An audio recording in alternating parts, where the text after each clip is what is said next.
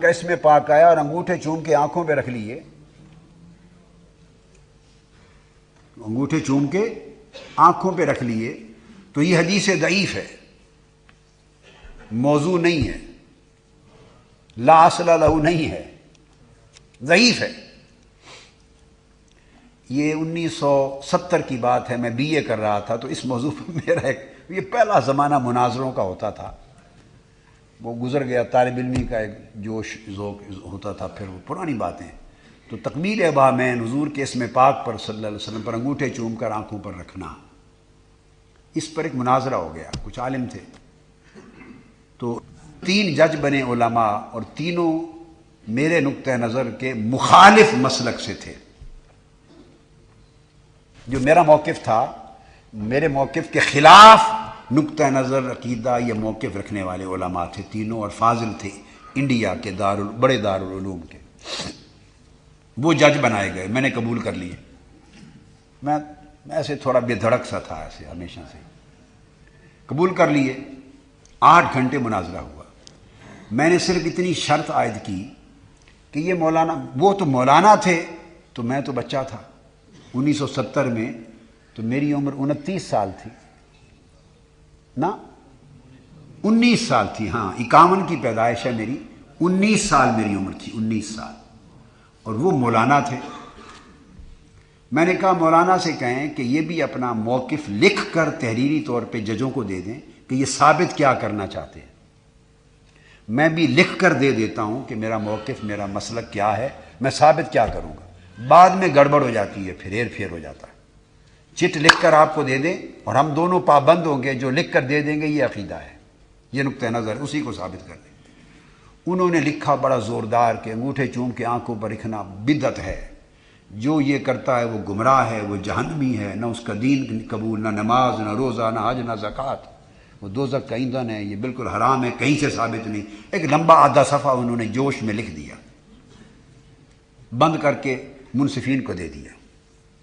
یہ میں آپ کو نکتہ بتا رہا ہوں۔ اس کے بعد میں نے بھی لکھ کے دے دیا تھا، الگ الگ بیٹھ کے لکھا۔ میں نے لکھا تقبیل بہامین، انگوٹھے چوم کر آنکھوں پر رکھنا، یہ حدیث ضعیف سے ثابت ہے، حدیث ضعیف سے ثابت ہے، اور حدیث ضعیف پر عمل کرنا فضائل اعمال میں جائز ہے۔ اس کی فضیلت آئی ہے حدیث ضعیف میں، اور فضائل کے باب میں اور فضائل اعمال میں حدیث ضعیف پر عمل کرنا جائز ہے۔ سو اگر کوئی اس پر عمل کرے اس نیت سے تو ثواب پائے گا، اور اگر کوئی نہیں کرتا تو اسے گناہ نہیں ہے کہ کسی واجب کا ترک اس نے نہیں کیا۔ فضیلت کا اس نیت سے کرے گا تو ثواب پائے گا، اجر ملے گا۔ میں نے یہ لکھ کے اس کو دے دیا۔ جب وہ انہوں نے کھول کے دونوں کا موقف پڑھا تو وہ مولانا بہت ناراض ہو گئے۔ انہوں نے کہا یہ کیا لکھا ہے؟ میں نے کہا بھی ہمارا نقطہ نظر ہی یہی ہے، اس سے ہٹ کر کسی کا عقیدہ اس کے علاوہ نہیں ہے۔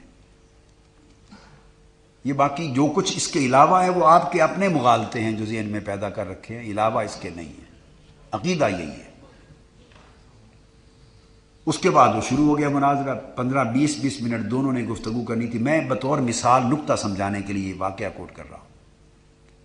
اب وہ جب شروع ہوں تو میں نے کہا پابندی اب یہ ہے کہ جو مولانا لکھا ہے، اب کتب سے جو کتابیں چاہیں وہ نکال لیں، یہ جو لکھا ہے یہی ثابت کرنا ہوگا۔ اگر یہ ثابت نہیں کریں گے لکھا ہوا تو ان کی بات کو چلنے نہیں، 20 منٹ ضائع نہیں ہونے دوں گا میں۔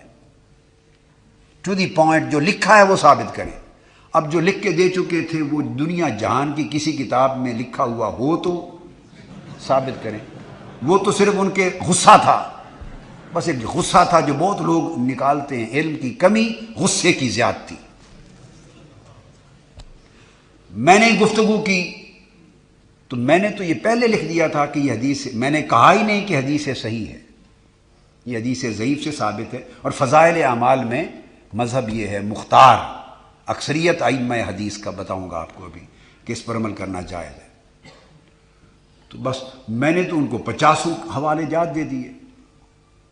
تو وہ جو تینوں جج تھے بالآخر ان تینوں نے کھڑے ہو کر آخر پہ تحریری فیصلہ لکھا اور ان کی شکست کا اور میری فتح کا اعلان کیا۔